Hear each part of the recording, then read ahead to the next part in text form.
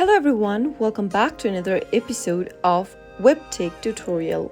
In today's video, I'm going to show you how to download the Shein application on iPhone. Shein is an online shopping platform that offers fashion apparels, home goods, beauty products, accessories, and much more. To download the application, first make sure that your device is connected to a stable internet and then go and tap open your app store. Now go to the search box and type in Shein in the search box and search. Once you find the Shein online shopping application in the search results, tap the download button and wait for the application to download and install on your iOS device. Once your application is downloaded and ready for use, tap on open to launch Open Shein right on your iPhone. Go ahead and select your location, language and currency and tap on Go Shopping.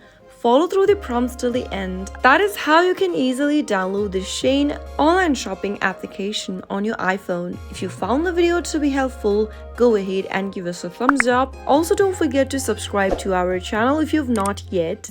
Press the notification bell so that you'll never miss another upcoming upload from us. I'll soon be back with more of these tutorials again. Thank you for watching.